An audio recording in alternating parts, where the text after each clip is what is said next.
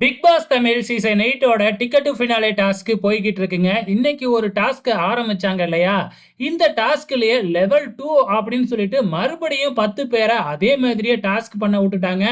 இதுல என்ன ஒரு மாற்றம் அப்படின்னு பார்த்தீங்கன்னா, லெவல் 1ல ஜாக்லின், சௌந்தர்யா, பவித்ரா இவங்க 3 பேரும் சேர்ந்து போட்ட ஸ்ட்ராட்டஜிய இந்த டாஸ்க்ல கொண்டு வந்துட்டாங்க. ஏன்னா அது ரொம்பவுமே சூப்பரா இருந்துச்சு இல்லையா? அப்படின்னா தானே குரூப்பா சேர்ந்து அடிச்சுக்குவாங்க அப்படின்னு ஒரு நெனப்புல பிக் பாஸ் மறுபடியும் இதே டாஸ்க்க லெவல் 2க்கு கொண்டு வந்துட்டாப்ல 3வது டாஸ்க்கா.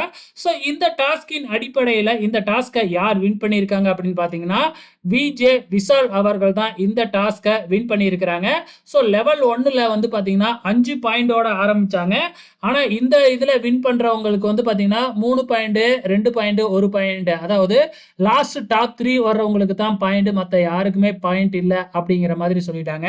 இதுல முத்துக்குமரன் பயங்கரமா பிளான் போடுறேன் அப்படிங்கிற மாதிரி வந்து பாத்தீங்கன்னா, பாய்ஸ் எல்லாம் ஒரு டீமாவும், கேர்ள்ஸ் எல்லாம் ஒரு டீமாவும் மாத்தி விட்டுட்டாப்ல.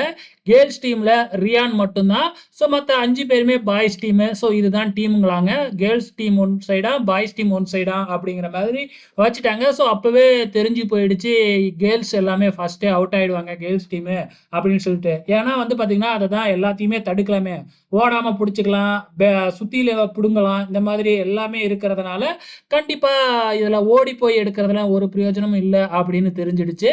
ஸோ பயங்கரமா பிளான் போடுறேன் அப்படிங்கிற பேர்ல வந்து நம்ம முத்து பிளான் போட்டாப்ல. அதன் பிரகாரம் ஃபர்ஸ்ட் எடுத்தோனே ரியான அவுட் பண்ணிட்டாங்க. அதுக்கப்புறம் வரிசையில 4 கேர்ள்ஸையும் அவுட் பண்ணிட்டாங்க. இப்ப 5 பேரு, அதாவது பாய்ஸ் டீம் 5 பேரு மட்டும் மீதி இருக்காங்க இல்லையா? இந்த 5 பேர்ல இருந்து 3 பாயிண்ட் தான் கிடைக்கும். ஸோ கண்டிப்பா ஃபர்ஸ்ட் 2 பேர் அவுட் ஆகுறவங்களுக்கு வந்து எந்த விதமான பாயிண்ட்டும் கிடைக்காது. ஸோ இப்ப முத்து தான் பயங்கரமாலாம் பிளான் போட்டாப்ல. ஆனா இந்த 5 பேர் விளையாடும் பொழுது முத்துவ தாங்க மத்த 4 பேரும் சேர்ந்து ஃபர்ஸ்ட்டே அவுட் ஆக்கிட்டாங்க. ஆக மொத்தத்துல முத்துவுக்கு விளையாண்ட 3 டாஸ்க்ல ஒரு புள்ளி கூட கிடைக்கவே இல்ல. இதுவரைக்கும் அவரு 0 பாயிண்ட்ல தாங்க இருக்கிறாங்க. மத்தவங்க எல்லாருமே ஒரு பாயிண்ட்னாச்சும் அட்லீஸ்ட் எடுத்துட்டாப்ல. ஆனா பயங்கரமா பிளான் போடுற முத்து 0லயே இருக்கிறாப்ல.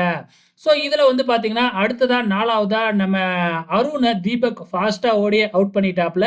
ஸோ அருணுக்கும் பாயிண்ட் எதுவுமே இல்ல. அது இப்ப 3 பேர் தீபக், ராணவ், விஜய், விஷால் இவங்க 3 பேர் தான் இருக்கிறாங்க. இதுல அடுத்ததா விளையாண்ட ரவுண்ட்ல வந்து தீபக்க நம்ம விஜே விஷால் அவுட் பண்ணிட்டாப்ல. இருந்தாலும் தீபக்குக்கு 1 பாயிண்ட் 1 புள்ளி குடுத்துட்டாங்க. ஏன்னா ஒரு லாஸ்ட் டாப் 3ல இருக்காரு இல்லைங்களா இந்த லெவல்ல. அதுக்கு அடுத்ததா விஜய் விஷால் ராணவையும் அவுட் பண்ணிட்டாப்ல. ஸோ ராணவுக்கு 2 பாயிண்ட். கடைசி வரைக்கும் அவுட் ஆகாம இருந்த விஜய் விஷாலுக்கு 3 பாயிண்ட் குடுத்துட்டாங்க. இப்ப மொத்தம் 3 டாஸ்க் நடந்து முடிஞ்சிருக்கு. ஸோ இதுல வந்து மொத்த 3 டாஸ்க்கும் சேர்த்து யாரெல்லாம் எவ்வளவு பாயிண்ட் வாங்கியிருக்காங்க அப்படிங்கிறத பார்க்கலாம். ஸோ ஃபர்ஸ்ட் முத்துக்குமரன் 0 பாயிண்ட்ல இருக்கிறாப்ல 3 டாஸ்கின் முடிவுல. அதுக்கு அடுத்ததா மஞ்சரியும் தீபக்கும் 1 பாயிண்ட் எடுத்திருக்கிறாங்க. பவி, அருண் இவங்க 2 பேருமே 2 பாயிண்ட் எடுத்திருக்கிறாங்க. விஷால் வந்து பாத்தீங்கன்னா, இப்ப லாஸ்ட் டாஸ்க்ல ஜெயிச்சு 3 பாயிண்ட் எடுத்திருக்கிறாப்ல. அதே மாதிரி ஜாக்லினும் 3 பாயிண்ட்லயே இருக்கிறாங்க.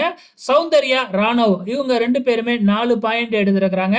ரியான் 5 பாயிண்ட் எடுத்து முதல் இடத்துல இருக்கிறாங்க இந்த டாஸ்கின் முடிவுல. சோ வெயிட் பண்ணி பார்க்கலாம் அடுத்த டாஸ்க் என்ன கொடுக்க போறாங்கன்னு.